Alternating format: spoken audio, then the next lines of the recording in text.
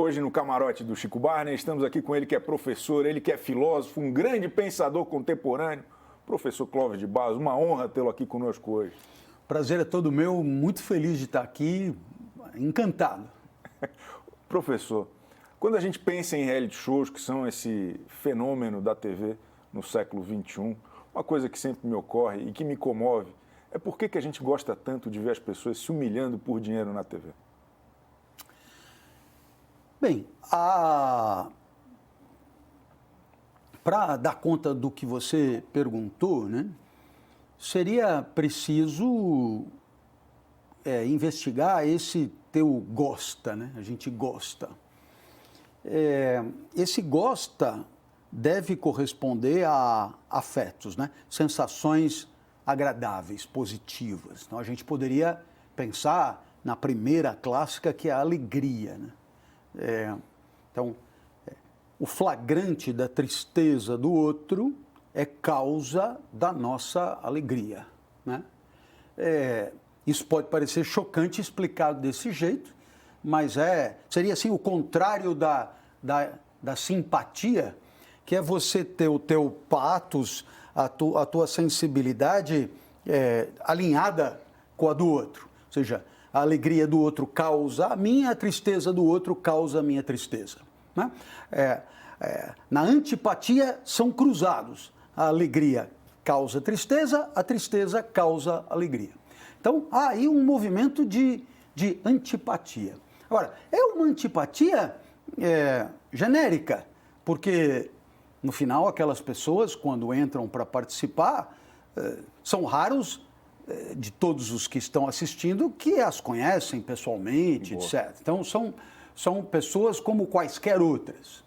A gente poderia, então, sugerir que haja uma espécie de antipatia crônica na sociedade, que se volta para o programa ou, quem sabe, ainda de maneira mais ampla, para qualquer situação de vida social. Ou seja, eu vou exultar vendo o fracasso e a humilhação na TV, mas se bobear, fora da TV, passa semelhante, passa parecido. Ou seja, um colega que é humilhado pelo chefe vai me trazer uma pitada de satisfação, né? Algum familiar que eu não amo, porque se houver amor, dificilmente há antipatia, né? Mas que eu não amo, toma uma estopada e eu vou ficar feliz. Então, caberia a pergunta, o porquê da antipatia ser tão presente, né?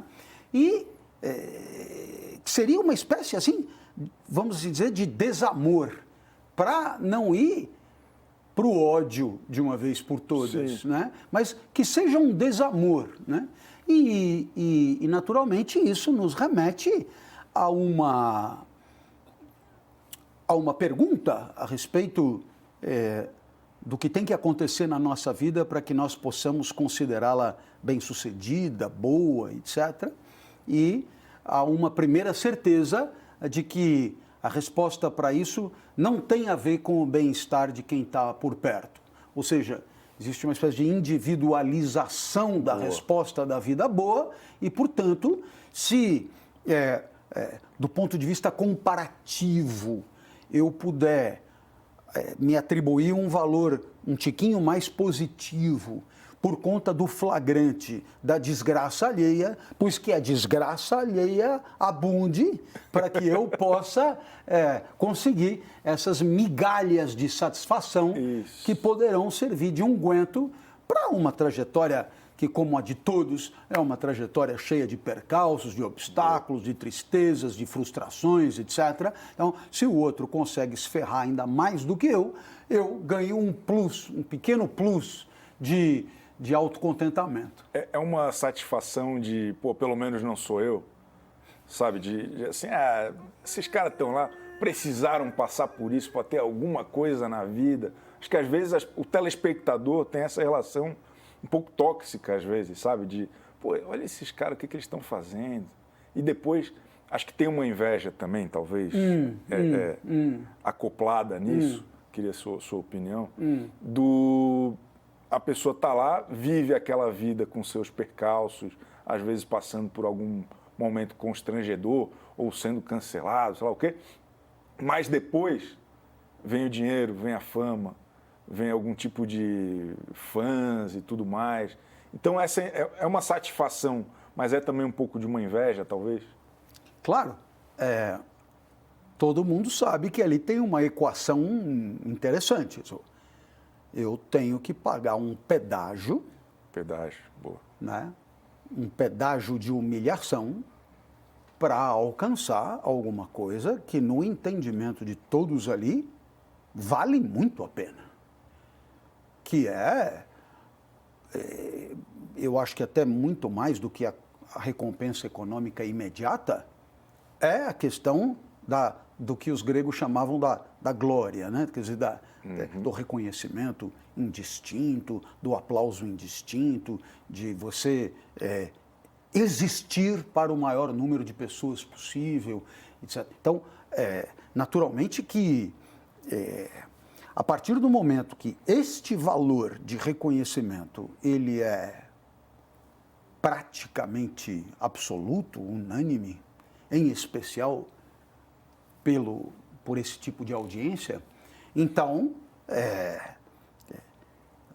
espera-se mesmo que esse benefício a ser alcançado, ele pressuponha taxas de pedágio cada vez mais salgadas, cada vez mais heróicas até, para que aquilo ali possa de fato, quer dizer, veja, houve um sacrifício, no caso de algumas provas de reality show, são sacrifícios físicos incríveis, mas aquilo que está sendo buscado, de fato, é compensatório, altamente compensatório. Então, se eu tivesse a oportunidade, estaria tranquilamente no lugar, porque é uma chance única de obter alguma coisa que, se não for por esse caminho, é praticamente inalcançável.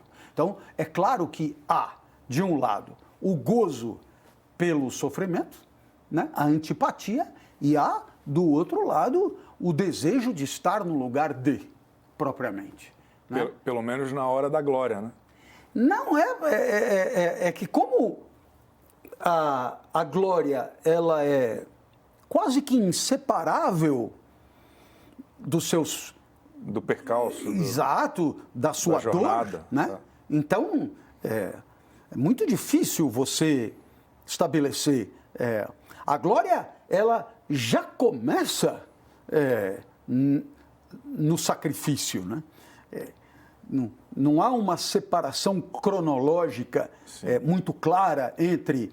Bom, esse é um momento de anonimato estúpido e de sacrifício puro e cru. Agora, aí acaba esse e começa o outro, onde só haverá a glorificação. Não, a glória já começou. Só que esse sacrifício inicial vai se diluindo para depois entrarmos numa zona paradisíaca, onde toda dor será eliminada em nome de benesses, rios de leite, virgens loiras e bolos de chocolate, né? E muitos seguidores no Instagram. Naturalmente. Mas aí é que tá. Eu acho que cabe aqui a discussão de alguns implícitos, né? Boa. Porque essa questão de você ter muitos seguidores no Instagram, né, é tomado por um valor positivo óbvio, digamos assim. Um valor positivo óbvio. Né? E, naturalmente, isso aí é uma discussão que remonta ao começo da história do nosso pensamento. E é isso que é legal. Por quê? Porque quando a filosofia ocidental surge, com a exceção dos pré-socráticos, que pelo próprio nome da categoria já mostra que eles não valeram muito, porque eles eram apenas pré, e depois eram meia dúzia e nenhum deles concordou entre si. Portanto, né? Então, a coisa começa com Sócrates, e qual é a pegada? quem era o Bambambam? Quem eram as celebridades O Bambam? do Kleber momento? Bambam? Não. Não, Bambambam. não brinca comigo. Lá, esse era o primeiro? Foi o primeiro. Foi Sócrates e depois o Acompanha, Bambam. Veja, quem eram os Bambams? Eram os sofistas. Boa. Qual era a tese? A tese era a seguinte: me dá aí qual é o teu interesse, me dá aí qual é o teu argumento, e eu farei desse teu interesse particular e desse teu argumento fraco um interesse público e um argumento forte. Essa é a tese. Então, quer dizer, o meu trabalho é esse. É um trabalho de sedução, é um trabalho de conversão de uma fraqueza, de uma inconsistência em alguma coisa indiscutível. E com isso eu obterei a adesão do maior número, o aplauso do maior número na ágora, e a decisão será favorável a você. Para isso você me paga, tipo um lobista. Né? Não estou defendendo o meu interesse, eu estou defendendo o interesse do meu cliente. Que são os ADMs que hoje cuidam dos perfis desses caras. Pronto. Você percebeu que, nessa perspectiva, o bom argumento é o que seduz. Boa. O bom argumento, já que tudo é relativo, o bom argumento é o argumento que obtém o aplauso do maior número. E aí você levanta a mão e diz: e se o maior número for uma parranda de abilolados? Pois então, o melhor argumento será o argumento sedutor de uma parranda de abilolados. Ele será sempre relativo às características do meu auditório. Exatamente. Tá certo? Tem E isso desde sempre. Desde sempre. Não é um fenômeno recente não. que os abilolados tomaram conta, não é isso. Vai Sócrates dizer, né? E veja como a filosofia surge aí. Né? É o seguinte, o aplauso do maior número não é garantidor de nenhuma verdade. Perfeito. E se tivermos um maior número, digamos, despreparado ou mal formado, nós teremos tomadas de decisão equivocadas, lamentáveis, ainda que aplaudidas pelo maior número. Perfeito. Portanto, nós temos que qualificar o maior número para que o maior número passe a pensar melhor e, com isso, tenhamos uma cidade mais potente. Então, todo o trabalho de Sócrates foi um trabalho pedagógico, de qualificação, gratuito, de qualificação dos abilolados. Sim, todo mundo nasce assim, claro, meio despreparado, né? Então, é ensinar a pensar, né? Ora, isso significa o quê? Isso significa que, se você está diante de um coletivo ultra qualificado e você tem um extraordinário número de seguidores, isso é altamente laudatório. Veja, ter muitos seguidores não é um problema. Não. Nunca foi um problema e nunca será um problema.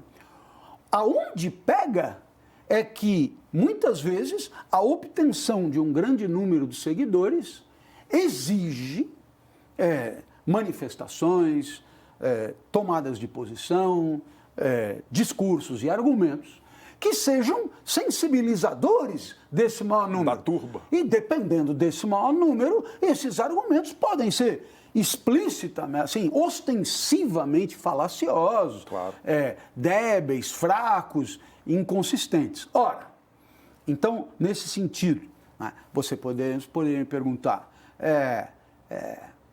qual a diferença disso para eu dizer a você que você não passa de um professor universitário ressentido que ninguém quer ouvir? Então, a minha proposta é simples. Também busco seguidores, Claro. Também busco seguidores. Só que não se trata de um incremento galopante. Por quê? Porque a quantificação não é a única métrica para mim. Interessa para mim o seguidor genuíno daquilo que eu digo. A qualificação. A qualificação. É isso. Então, em outras palavras, eu costumo dizer, né, eu vou dar uma palestra quando, claro, a pessoa vai na palestra porque quer, aí é outra história, todo mundo está afim. Mas às vezes a empresa me contrata e eu vou lá dar uma palestra e o cara está lá porque está todo mundo lá, o chefe mandou e tal. Nesse grupo, tem o cara que me dá 3 segundos de crédito. Tá. Deixa eu ver o que esse cara tem para dizer. Quem sabe eu possa fisgá-lo. E tem o cara que não me dá nem meio segundo de crédito. Já põe o celular aqui, na frente aqui. pá. Então, aí, meu amigo, pode trazer Buda, Jesus, Maomé, Martin Luther King, Gandhi, juntos, que não tem jeito. O cara não deu a brecha. Então, todo o trabalho está em seduzir quem dá os 3 segundos de crédito. Perfeito. E trazê-lo para uma possibilidade de vida onde a reflexão mais qualificada é decisiva. Na dinâmica de um BBB, existe a quantificação e a qualificação também para alguém ir adiante no jogo.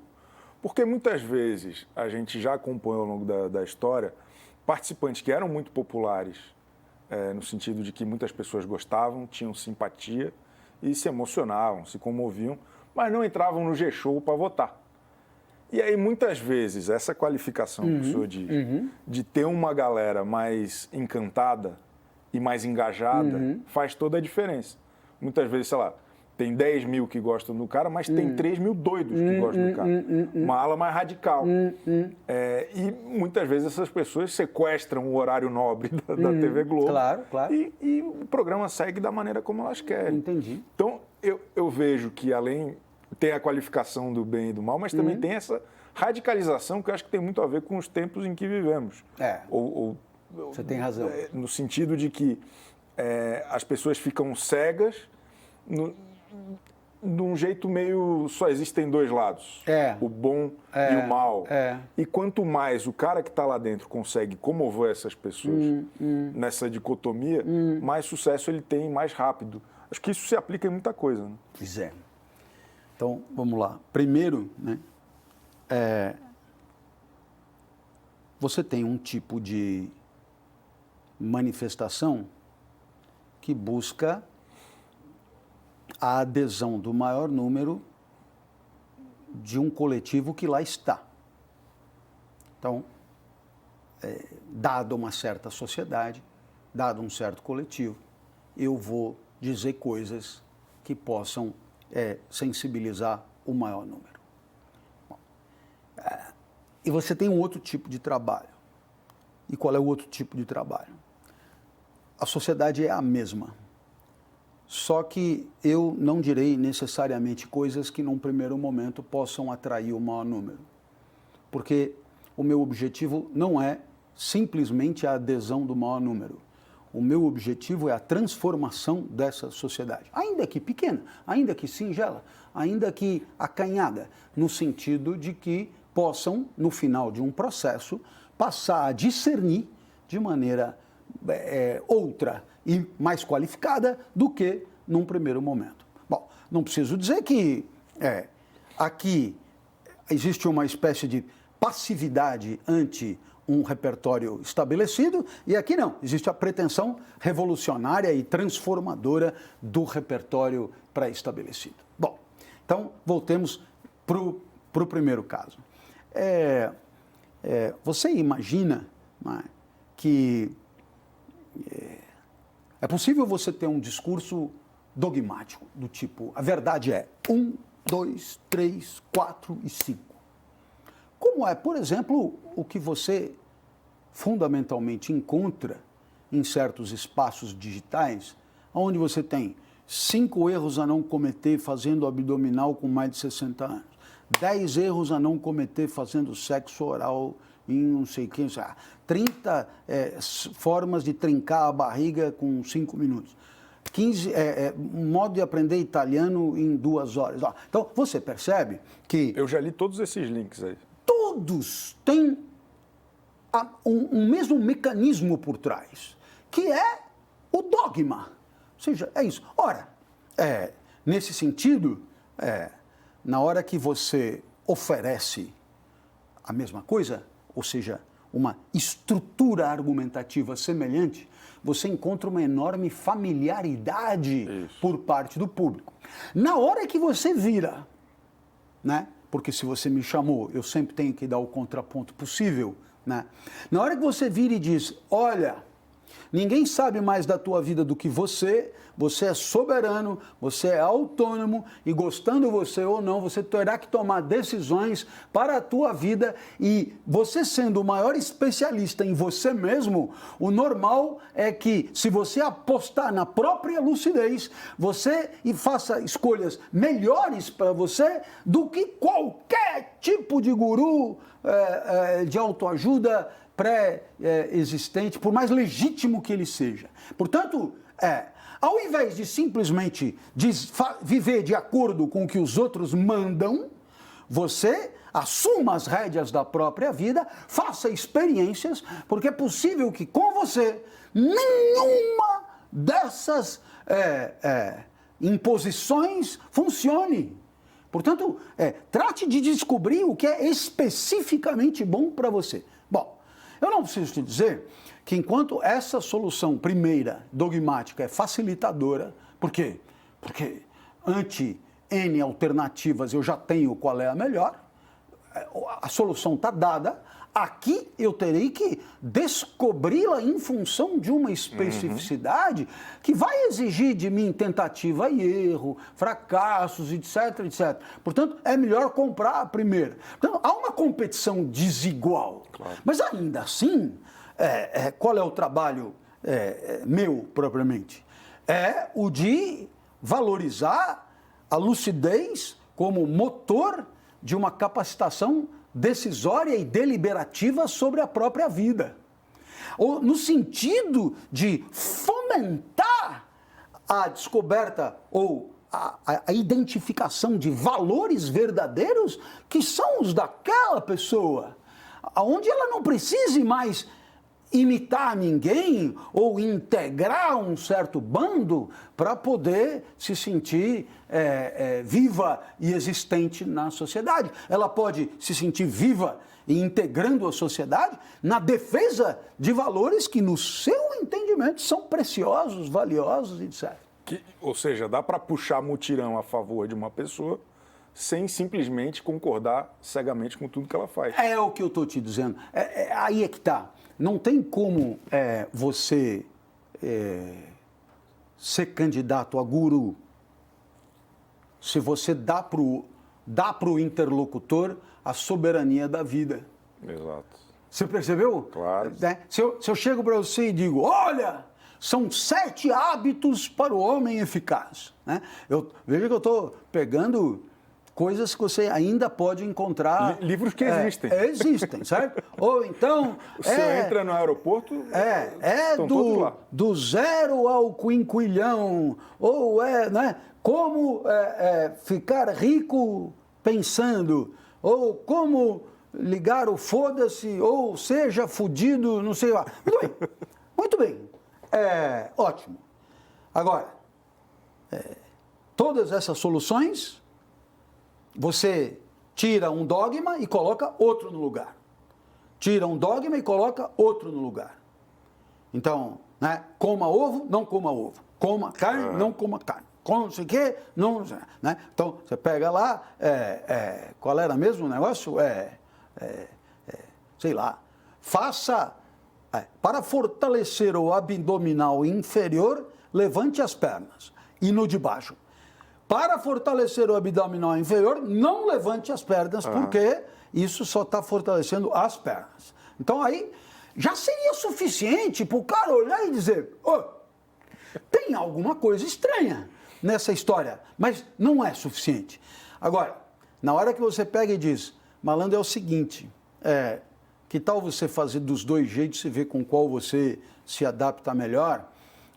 Você deixou o cara numa incerteza da qual ele não gosta, com a qual ele não está acostumado. Né?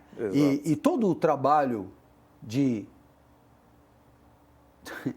empoderamento do outro passa por acreditar na sua lucidez e não por humilhá-lo com respostas prontas. E quando você chega, eu digo para você, se você quiser viver melhor, né, coma linhaça, corra na praia. Tá? Eu estou subestimando a sua inteligência. Por quê? Porque eu estou por trás dizendo, eu fiz descobertas usando uma razão que você também tem, mas não é capaz de fazer. Sim. E acho que dos participantes, a gente tem um histórico de campeões que viveram coisas parecidas. E nem sempre quem tenta replicar dá certo.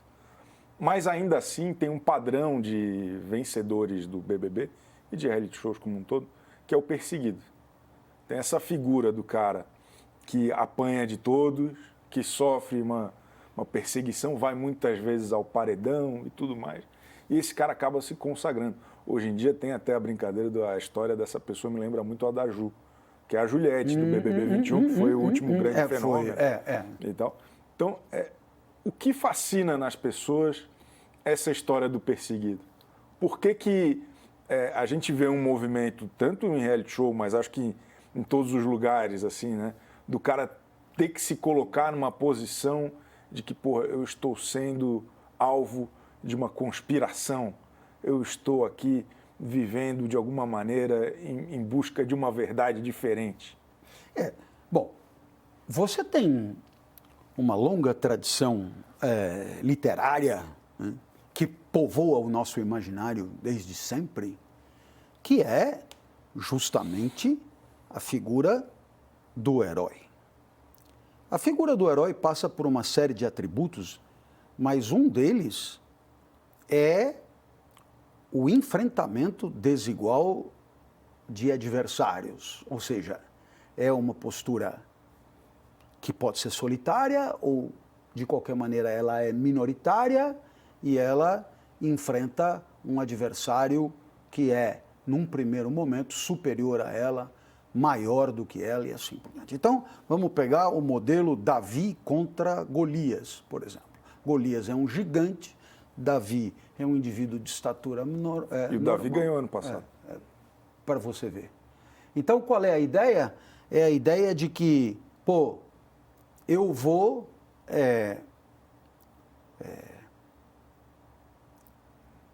vou aderir à candidatura do mais fraco. Por quê? Porque, caso ele triunfe, ele estará realizando, né, no meu imaginário, aquilo que na minha própria vida é tão improvável. Né? Então, Ulisses enfrenta o ciclope Polifemo, que tem a altura de um prédio de 6 andares. Bom, né? Então, na hora que Ulisses consegue escapar, legal, porque Ulisses sou eu, né? E o ciclope Polifemo, você pode botar quem for no lugar dele, tipo um chefe, um coisa e tal, e há uma gratificação interessante nessa história. E hoje até numa conexão ainda mais profunda, porque na literatura a gente observa ali e se identifica de uma maneira lúdica. No BBB, as pessoas entram no G-Show para votar e fazer parte daquela vitória. A gente vê na internet muitas pessoas falando assim, vencemos. Não caiu R$1 no bolso do cara. Mas o cara fala, vencemos, destruímos o ciclope. Essa é uma variável preciosa e única. Porque, além de tudo, você tem, ou você experimenta a sensação de interferir na trama, né? Fazê-la acontecer de um jeito e não de outro. E isso é absolutamente revolucionário. Entenda, pode parecer uma obviedade para quem acompanha, que afinal de contas já estamos aí com o BBB já há mais de 2 décadas? São 23 anos já. 23 anos, é o que eu estimava mesmo. Então, já deu para comentar e perceber que você, ainda que infrações insignificantes, em termos quantitativos, como acontece nas eleições políticas, etc., você tem o sentimento de interferir na trama, de modo a que quem fica poderia não ter ficado, quem é eliminado poderia não ter sido eliminado, e que você participou daquilo junto com outras pessoas. Ora, isso de você interferir na realidade do mundo de maneira ativa, né, fazendo o mundo acontecer de um certo jeito e não de outro, pare para pensar. Não é comum na vida das pessoas. E do aconchego do lar, né? Não é? Com um nível de envolvimento baixo, mas ainda assim com um resultado grande. Porra, o cara trabalha 8 horas por dia numa empresa. Ele sai de casa, ele vai, ele se rala em ônibus, pá. E se você perguntar, você tem a sensação de que essa empresa, ela avança no mundo por conta da tua presença? E você verá que, assim, a resposta vai ser tangenciando o insignificante ou o zero. Aquela sensação de que comigo ou semigo, como dizem, tudo será como sempre foi. Ora, eis agora a oportunidade de você, como você bem disse, com um nível de investimento incomparável ao do trabalho, participar de maneira aparente de uma trama que sem você poderia ter sido outra. E isso é fascinante. Fascinante. E é um fenômeno que acontece durante o programa e que muitas vezes continua depois. A gente tem grandes participantes do BBB, a própria Juliette, que a gente falou, mas tem muitos casais, por exemplo, que esses fãs continuam tratando eles como se fossem personagens, como se eles pudessem direcionar, como se fosse um bonequinho do The Sims, sabe? E daí o cara se separa e os caras ficam indignados. Pensemos juntos. Você disse como se fosse. Mas será que não é? Entenda,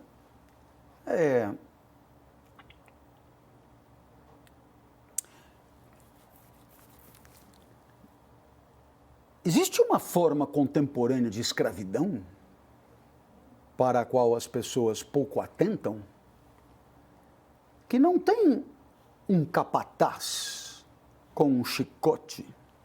Né?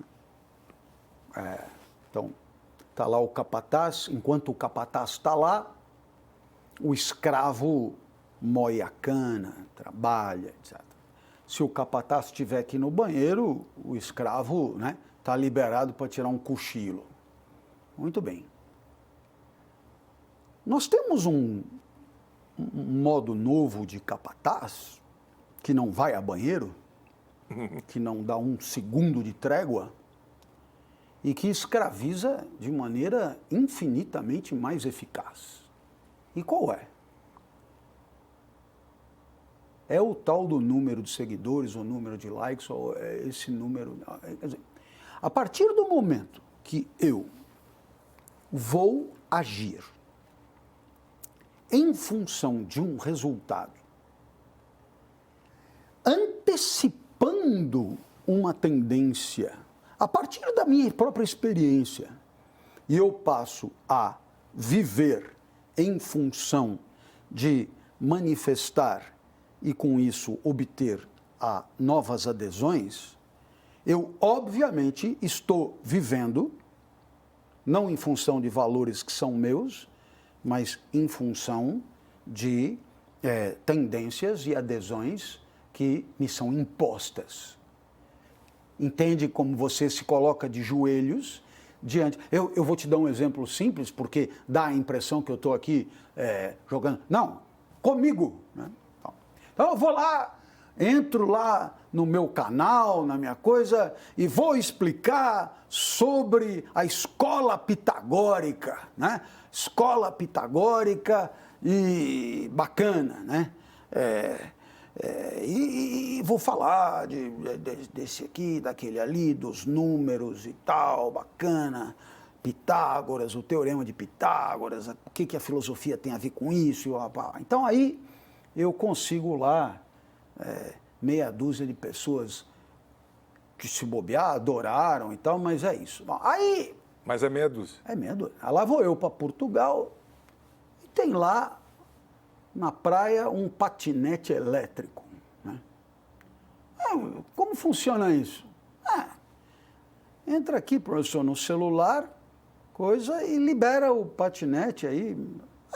Por favor, entra aí que eu quero dar uma voltinha de patinete. Na beira da praia, põe o patinete e o mesmo cara que me liberou filma. Eu vou, volto e tal. Aí, o cara mesmo põe lá no... Você tem noção de que eu, no patinete, eu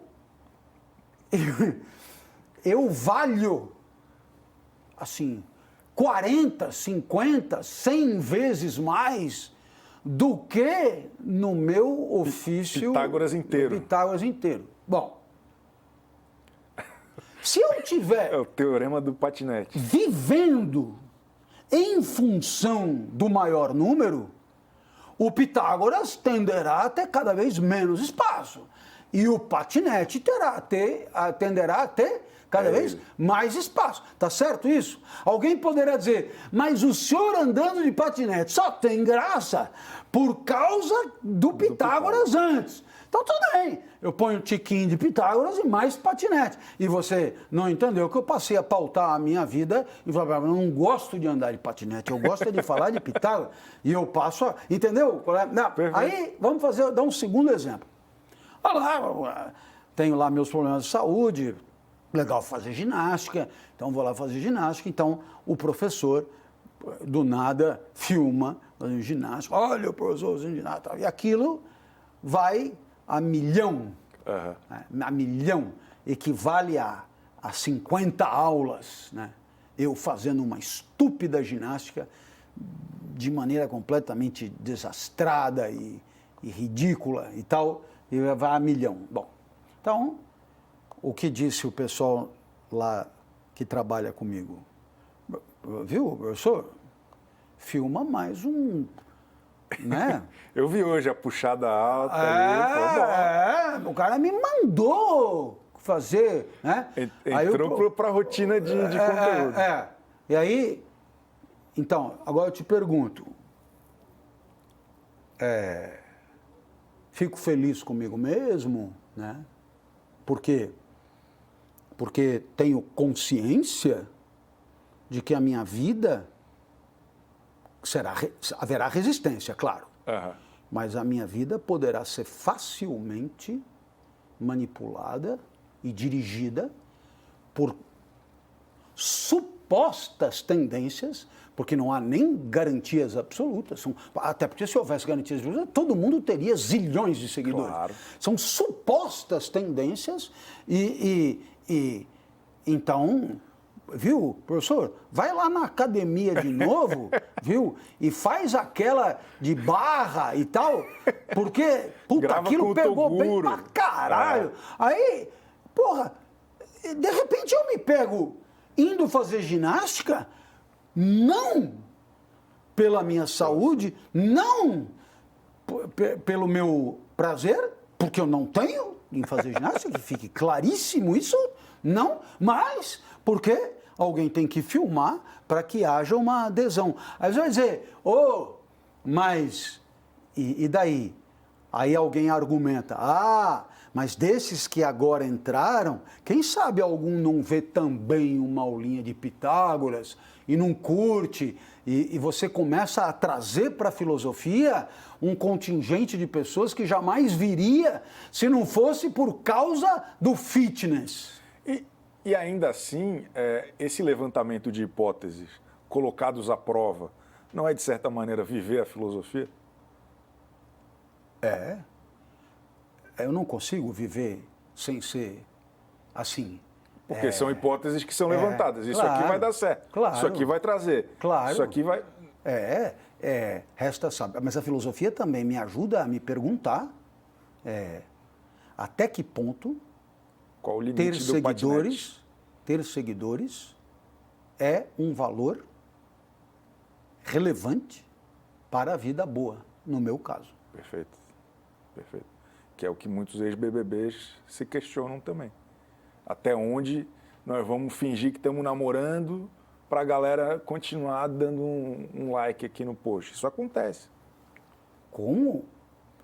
Nós estamos falando aqui de ir para a academia e filmar. Tem gente de coisas ainda mais profundas da vida, de como e se mostra. o que é mais incrível, porque no meu caso, eu ganho 5, perco 5. E esse pessoal aí são zilhões. Não é... né? Eu trabalho na Série C. Não, né?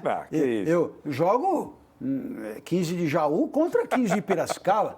O pessoal é Bayern de Munique contra Barcelona. Qualquer movimento equivocado, são milhões que cancelam, despencam, etc. Com consequências econômicas. Porque aí que está. Que muitas vezes não tem o teorema de Pitágoras como backup. Não dá para voltar para Pitágoras. Não tem. É tudo que eles têm. Não, pois é. Ah, sim. E o que é pior é que aí você tem toda a razão. Perdeu. Exato. A recuperação talvez seja mais difícil. E aí, então, eu insisto, né? Eu insisto. Você que está acompanhando, não se trata aqui nem de me posicionar a favor, nem contra, e nem muito pelo contrário, como diria o meu pai. Mas sim de lembrar a você que tudo que parecer absolutamente óbvio pode ser problematizado. Então, se você hoje, alguém pega e fala, você viu fulana de tal? De um dia para o outro, ela ganhou 25 milhões de seguidores. E você vê que pelo modo como essa afirmação é feita, essa afirmação não autoriza problematização. Quer dizer, o valor ali é um valor inquestionável. Exato. E aí, não, acredite, tudo pode ser problematizado. E por quê? Porque aquilo que é grandioso poderá gerar uma dependência, e uma dependência costuma gerar temor de perda.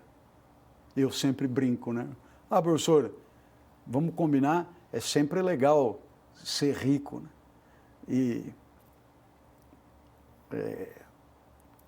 eu costumo responder, olha, se a riqueza como instrumento permitir coisas que tragam vida boa, com certeza. Mas a riqueza, ela é muitas vezes geradora de um afeto de medo que o professor pobre não tem, que é de perder. Não pode ter medo de perder o que você não tem. No máximo, perder o horário. Tá certo? Então, na hora que você tem muito e a sua felicidade está vinculada a essa quantificação, você não percebe, mas você fica escravo de mais. E nem sempre os russos estão de acordo, como diria o Garrincha. Exato. Né? Às vezes não rola. Não dá para combinar com isso. E aí você cai de 25 para 15, uau! E quem entra no BBB está disposto a isso. O interesse final é esse. É vincular essa felicidade de alguma maneira ao mais. A uma quantificação, mas que faz da vida um saco sem fundo. Exato. Chico, perceba, a vida boa pressupõe em algum momento alguma plenitude, algum contentamento, né? Na hora que você tem sempre a expectativa de mais, ora, é muito fácil perceber, imagine no caso de uma coisa que é numérica. Exato. Todos sabemos que os números, eles vão ao infinito. E você vai morrer antes. Exato. Ou seja, né? Eu me lembro uma vez que eu completei numa plataforma um valor redondo. Aí me mandaram... De seguidores, de inscritos. De seguidores. Me mandaram assim, parabéns, você completou X. Agora rumo a 2X. Porra, 2 neurônios para perceber, o cara tá de sacanagem. É claro. Porque na hora que eu completar 2X, virá outra plaquinha. Parabéns! Agora rumo a 4X. E eu vou ficar correndo atrás do rabo, ô tonto. Então, não, eu quero contentamento com o X. Mas o contentamento com o X é a subversão radical do sistema. Exato. Exato. Por quê? Porque tudo é comparativo, tudo é, entendeu? Tem um outro filósofo que eu gosto muito, que é o Chiquinho Scarpa, que ele diz, uma vida melhor é possível, mas custa caríssimo. Exato. Se esse caríssimo for uma conformidade de algo a desestimular o esforço insano para alcançá-la, eu assino embaixo. Em outras palavras, é preciso... Não é que fique claro, porque tudo que a gente diz pode ser mal interpretado. É claro que faz parte da vida desejar o que não se tem. É o que Platão chamava de eros. Uhum. Né? É desejar o que não se tem. E, portanto, o desejo é potência, é energia, é tesão em busca de ir atrás do que está faltando. Ponto. Isso é parte da vida, isso tem que existir sob pena de uma inanição e de uma melancolia absoluta. Ponto. Mas o eros não dá conta da vida boa.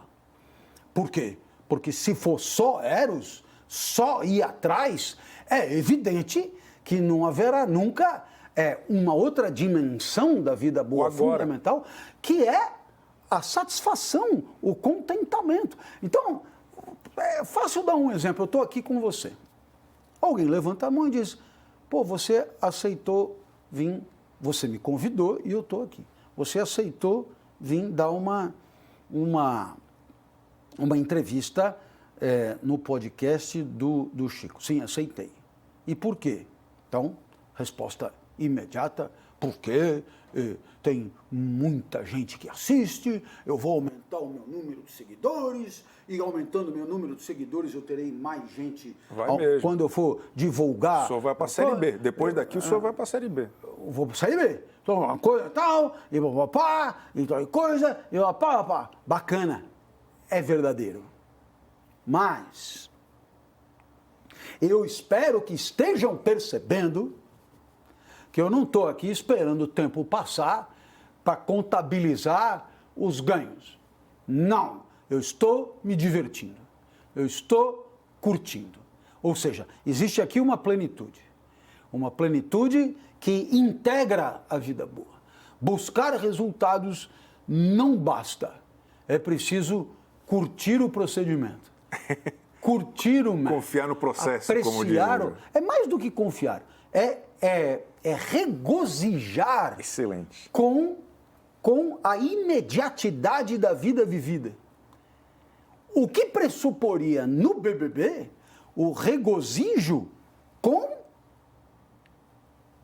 o período ali, o regozijo e o desfrute com o que acontece ali. E, veja, se para haver regozijo é preciso autenticidade, talvez isso seja incompatível com bons resultados. Exato. Aí é uma questão de ver, escuta, o que vai prevalecer? O regozijo do imediato ou os resultados? Às vezes não, às vezes a autenticidade é compensatória, mas o regozijo é inalienável. Eu tenho que curtir. E vou contar.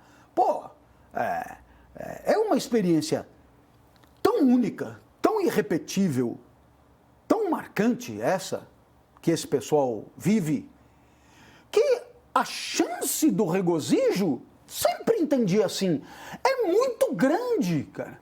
É muito grande, porque é muito fascinante tudo ali. É tudo muito novo, não há tédio, não há... Porra, você está num cenário único, Né? É verdade. Então, a chance do regozijo é enorme, ainda que possa haver Com riscos. constrangimentos, Claro. humilhações, desagrados e assim por diante. O senhor usou o termo regozijo, que era um termo que o Gil do Vigor usava muito. Ele falava, vou regozijar, E ele, o discurso de eliminação dele fala sobre quanto vale entrar para a história. Que foi justamente isso. Ele viveu intensamente, não ganhou, mas se tornou um ícone do programa, que faz muito sucesso até hoje e tem muito a ver com isso, de ter aproveitado a experiência no ápice. Porém, tem o risco e tem uma discussão muito grande hoje do cancelamento, das pessoas entrarem com medo de como elas vão ser julgadas, desejando muito aquele prêmio, desejando muito o reconhecimento, mas com medo de pisar fora da linha e de alguma maneira não acontecer. Essa temporada atual, a gente vê que está todo mundo muito preocupado. Ninguém quer ser mal visto, ninguém quer ser mal interpretado e por isso lá parece uma coluna de férias muitas vezes. Isso acaba atrapalhando. Esse medo de viver acaba impedindo que as pessoas se conectem, porque as pessoas gostam de ver o erro, por mais que depois elas julguem o erro com uma certa crueldade. Como que o senhor observa essa questão desse chamado cancelamento? O cancelamento é o lado B do chicote. Né? O lado B do chicote. Porque o lado A do chicote é o prêmio. Né? Viva do jeito que eu estou falando e você será premiado. O lado B do chicote, que é o lado que tem caquinhos de vidro, né? O lado B do chicote é assim, se por outro lado resolver me desafiar, então aí pagará ainda mais caro, não só será premiado, como será castigado. E aí haverá o achincalhe público, etc, etc. Por isso, a filosofia mais antiga, eu me refiro aqui especificamente aos cínicos, né?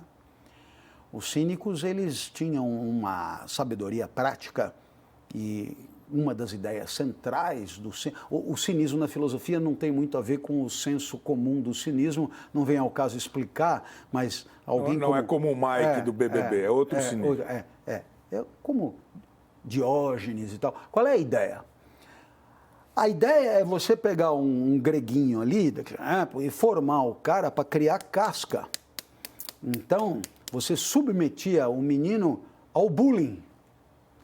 Olha que loucura. Claro que o termo era outro, mas você submetia ao ridículo, submetia ao escárnio, esculachava, mandava ir em praça pública em posição grotesca, como, por exemplo, eles dão um exemplo de você puxando um peixe morto como se fosse um cachorrinho vivo e tal, é para provocar a execração pública.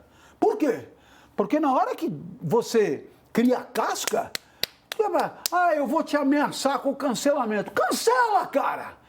Cancela que eu não tenho medo, porque eu tô cascudo, eu tô preparado. Ou seja, a minha felicidade não está definitivamente vinculada nem à aprovação, nem à redução do achincalhe. Ou seja, eu serei autêntico, é a condição da liberdade. Eu serei eu, se gostarem aplaudirão, se não gostarem cancelarão, mas eu serei eu e é assim. Quer dizer, e toda vez que você se posiciona autenticamente, manifestando a própria natureza, o mundo se acomoda. Não tem outro jeito. Exatamente. Né? Porque você ocupa espaço, o mundo se acomoda. Você não querer produzir efeitos é não existir, é não viver. É preferível morrer. Né? Há uma submissão de tal ordem. Porque você entra numa pasteurização da vida, numa espécie de arredondamento de nuances, de estilo, etc., que você desaparece. Você é igual a todo mundo. Você se aniquila enquanto relevo, enquanto singularidade. E aí não vale a pena, não tem graça. Né? Você grita muito quando fala. Pois é. Então, não é? Lidem com isso. Então, não, pode perfeitamente não me chamar, não me ouvir, desligar, não convidar, não nada. Ou então falar mal, só sabe gritar, fica à vontade, não tem problema, né? Ah, fala muito palavrão. Pois é, né? Quer dizer, esse sou eu. E acho que causar reações no público é o que faz as pessoas ficarem na cabeça de todo mundo. Assim, ano passado ganhou o Davi, que se encaixa muito nisso, assim, que ele não se adequava, ele não se submetia. E eu vejo que esse ano tá ao contrário, tem uma galera que, pô, fez coach. Imagine só você fazer um coach para entrar num reality show para se mostrar ao mundo da maneira como se supõe que deveria ser. É empobrecedor, né? É uma experiência empobrecedora. É a pequena dor essa ideia da autenticidade, né? Se não for para viver de acordo com quem se é, se for preciso entrar numa espécie, sabe? O Michel Foucault tem uma expressão que é a ortopedização dos corpos, né? Sabe a palmilha, né? O cara tem pé chato. Aí então ele põe o pé na palmilha, usa a palmilha 5 anos e de repente ele ganha uma curvatura que não é dele, mas que foi imposta pela palmilha. A sociedade ortopediza com as suas ameaças. E a rede social, ela tornou o chicote um chicote high-tech. High-tech. Todo mundo é palmilha. Né? Nossa, cara. Né? Eu diria o seguinte, todo mundo é pé chato, doido para se empalmilhar. E aí, qual é o problema disso? É que você desincentiva o famoso torna-te quem tu és, né? Dê à vida a oportunidade de você radicalizar a exuberância da tua natureza. E a tua vida. Então, seria eu falando baixo, sem energia, sem arroubos de encantamento pelo que eu estou falando, como, sei lá, eu fosse um jornalista de TV a cabo absolutamente linear e blá, blá. Mas não sou eu, não adianta, não sou eu, não vai rolar. Né? Então, ou você me deixa ser quem eu sou, ou então vamos encontrar novos espaços onde a autenticidade é mais possível. Entende? Então, agora, claro, na hora que você faz curso para aprender a deixar de ser quem é e passar a ser aquilo que supostamente esperam que você seja, aí realmente a pergunta é, o que está faltando para a coisa perder a graça de vez? E a gente está acompanhando a audiência, que não é tão boa, que já foi melhor, sabe, e tudo cara? mais. Pô, que cada um seja quem é e pronto. E aí, você ganhar ou perder em função de um certo auditório tem a ver com variáveis que você não controla. Esse é um problema, né? Veja, qual é o desespero?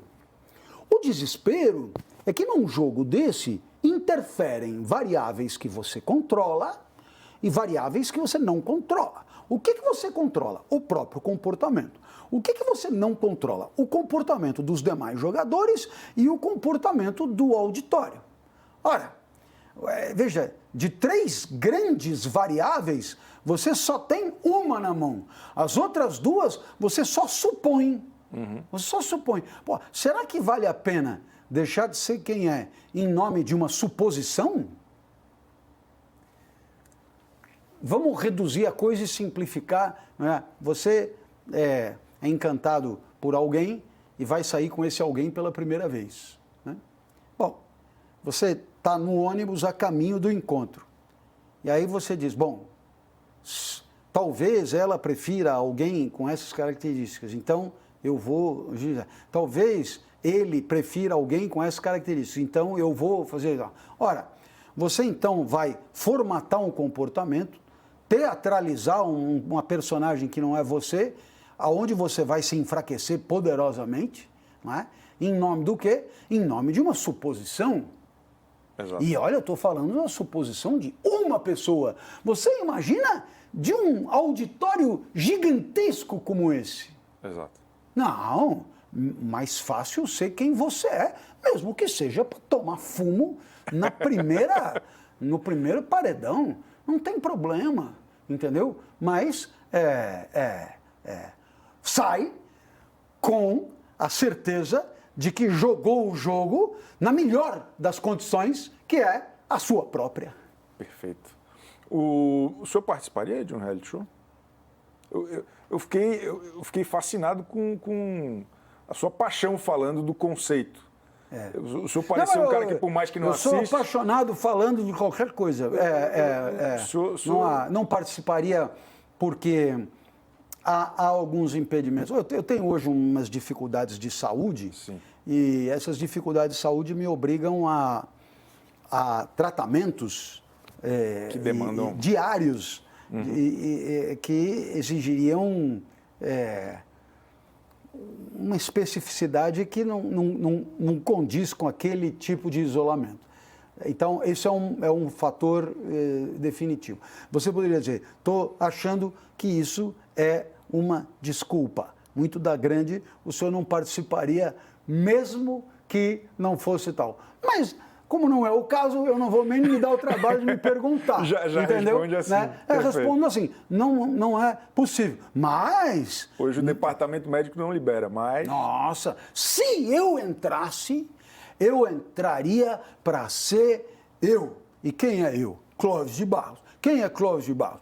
Professor, explicador e tal coisa. Vai tomar fumo? Se eu só vier com essa lenga-lenga na primeira conversa, vai pro paredão e é eliminado 98-2. Saiu em triunfo. Agora, sairia humilhado se perdesse e ainda perdendo, jogando o jogo que não é o meu. Perfeito. É mais ou menos o que eu dizia para os meus alunos, né? O cara vai lá colar, né? Aí ele vai e cola, tal, na minha cara, colando e tal. Eu vou lá, olho, vejo a prova de quem ele colou, vejo a cola e digo, ô, você colou dele, sobe a sua informação, ele errou. Então, se é para errar, erra por conta própria, ô tonto. Erra usando a própria lucidez, a própria inteligência para ver se você aprende. Se você errar colando, não tem a menor chance de aprender. Então, é o que eu diria. Pô, é claro que só um vai ganhar. A chance de perder é muito grande, né? Ora, então, se é assim, vou perder sendo quem eu sou. E qual é? Mas não quer ganhar? Quero, mas a única chance de uma pessoa como eu ganhar é sendo quem é. Porque, imagina, se eu for me meter a teatralizar, ser quem eu não sou. Eu tenho 60 anos sendo quem eu sou. Eu seria ridículo, patético, previsível. Eu cairia numa mesmice modorrenta e ainda decepcionaria os únicos 2 ou 3 que iam votar em mim pelo fato de ser como eu sou. Não, eu serei fiel. A nação cloveira. Claro! Porra. Os 2 ou 3 Lógico. vão aplaudir, viva! Vão estar lá na arquibancada na hora que eu sair e tal. Eu tenho que prestigiar aquele que espera que eu seja quem eu sou. Desde já, o favorito para o BBB 26. Muito obrigado, professor. Querido. Extraordinário. Ótimo papo. Porra, viu? que Obrigado bom, eu mesmo. fico muito feliz. Obrigado você. Você é um entrevistador de excelência e você tirou leite de pedra. Não, Eu posso foi te muito garantir. fácil. Tirou leite Foi de muito pedra. fácil. Eu cheguei aqui, eu comentei com ele desarmado, dizendo, eu quero responder as tuas perguntas, por isso eu não fiquei caraminholando nada para dizer, para poder ser fiel às perguntas. Eu espero ter sido. Maravilhoso. Eu espero ter sido contributivo e acredite, não tenho a menor ideia do que vai acontecer daqui para frente por conta da presença no teu programa. Mas os minutos que passei aqui conversando com você valeram completamente o meu aceite. Foi maravilhoso. Muito Beleza? obrigado mesmo. Valeu, viu? querido. Te volto Show a de semana bola. que vem. Com certeza. Valeu, turma.